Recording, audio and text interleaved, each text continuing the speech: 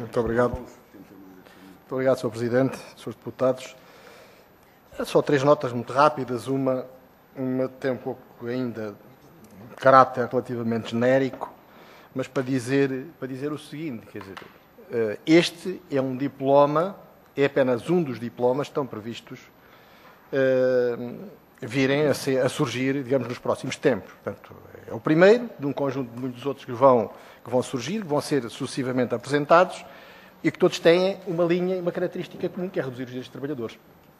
Quer dizer, estranha forma de resolver os problemas quando se pretende, ou quando se, digamos, se inicia um caminho que vai no sentido de reduzir, eu vou até passar ao lado dos direitos dos trabalhadores para dizer os direitos de cidadania, porque os direitos dos trabalhadores na empresa são direitos que estão associados ao exercício dos direitos de cidadania, muitos deles no interior da empresa, porque a proteção dos trabalhadores que o direito de trabalho, de alguma maneira, lhe confere, tem em vista exatamente dar-lhe a possibilidade de poder exercer esses direitos de cidadania e a sua própria liberdade no interior das empresas, e por isso eu diria estranha maneira de ver a resolução dos problemas do país e do trabalho quando nos encaminhamos nesta direção. Pela redução dos direitos, pela redução das liberdades, pela fragilização da democracia no local de trabalho e, portanto, é um caminho perigoso, é um caminho criticável e que, com certeza, a CGTP não pode deixar de chamar a atenção. A segunda nota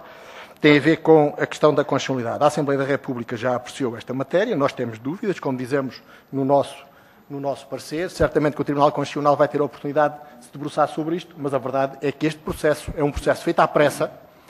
O Carvalho da Silva utilizou a forma atrapalhada.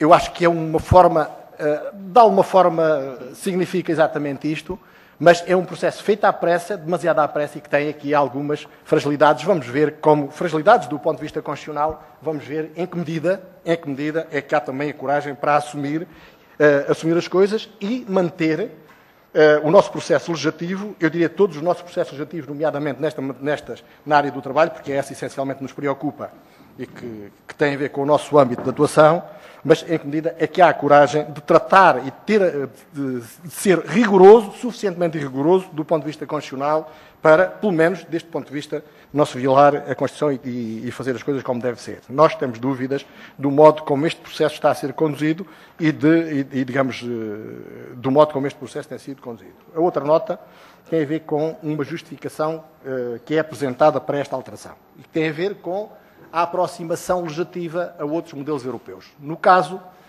do trabalho que está feito pela Assembleia da República, tive acesso a um documento que, aliás, nos foi enviado, e é feita uma comparação com a Espanha e com a França. É uma comparação que qualquer jurista olharia para ela e desconfiava, ou pelo menos dizia, a comparação não pode ser feita assim. Qualquer um de nós sabe que é assim, que não pode ser feita assim. As coisas não são ligeiras, não se deve comparar aquilo que não é comparável. A preocupação que há aqui é reproduzir de uma forma muito ligeira, muito genérica, pouco precisa, nada rigorosa, aquilo que as leis destes dois países dizem em relação a alguns aspectos. Mas o problema, como todos sabemos, a comparação não se pode ficar por aqui. Por exemplo, em Espanha, não é dito aqui, neste documento que está fornecido como suporte, como apoio, eu suponho que do trabalho do Parlamento, que na Espanha, os 20 dias que estão ali referidos referem-se à retribuição, ao conjunto das prestações. Em Portugal, o que se está a propor é o salário de base, mais as diuturnidades, que, como sabemos, praticamente não existem no nosso país. Portanto, o que significa que, logo aqui, o rigor não ajuda nada a perceber aquilo que se quer e, portanto, para além da proposta ser uma proposta mais reduzida do que aquela que está em Espanha, ainda assim, do ponto de vista do conteúdo, não é rigoroso. A outra nota tem a ver com isto. Quer dizer, a comparação tem que ter em conta todo o universo. E todo o universo significa ter em comparação também aquilo que a contratação coletiva diz sobre estas matérias. E como sabemos, né? E como muito bem sabemos, a contratação coletiva no nosso país desde 2003 tem vindo a ser extremamente fragilizada. Aliás, em nome da sua dinamização, quase que desapareceu, ou quase que arrisca desaparecer do cenário onde ela é fundamental, né? Que é as relações de trabalho. Mas isso não acontece na Espanha, não acontece na França, não acontece na Alemanha, não acontece na generalidade dos países europeus.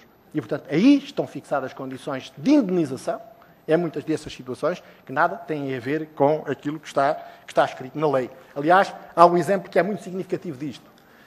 Há não muito tempo, a senhora Merkel, a propósito de ajudar a difamar um pouco os portugueses e dar a ideia de que nós somos todos uma quantidade de mandriões, veio dizer que é preciso que os povos do Sul, nomeadamente os portugueses, etc., trabalhem mais.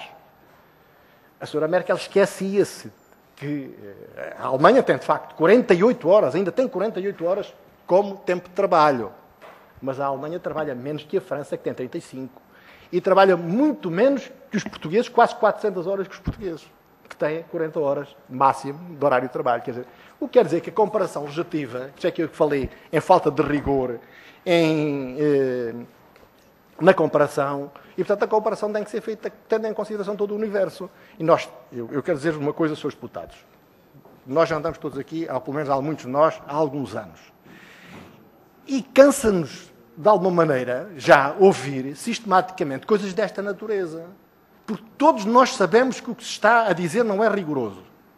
Mas como o que se quer é fazer qualquer coisa que vá numa determinada direção, usam-se e socorremos todos os argumentos, mesmo que os argumentos não sejam sólidos, para fazer valer uma determinada posição.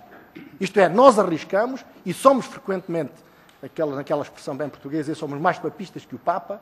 Neste caso, vamos muito para além daquilo que está proposto para justificar soluções que não estão fundamentadas. Portanto, era bom que fossem fundamentadas. As realidades nesses países não são diferentes. O valor das indemnizações não são mais baixas que as portuguesas, bem pelo contrário. Enfim, disso nem vale a pena falar.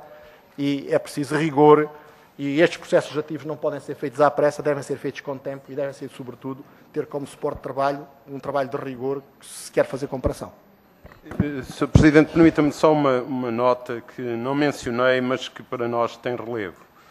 Este diploma, como outros, vem introduzindo, progressiva mas aceleradamente, uma prática de tratar com a mesma dignidade jurídica todo o tipo de vínculos de trabalho. Isto é, à luz do direito de trabalho e dos normativos da Organização Internacional do Trabalho, absolutamente criminoso. Tratar igual o que é diferente só conduz, do ponto de vista objetivo, a uma coisa, é a precarização generalizada do trabalho. Aliás, aquilo que o Código Contributivo previa em relação à penalização da precariedade deixa de ter efeito e caminhamos neste sentido.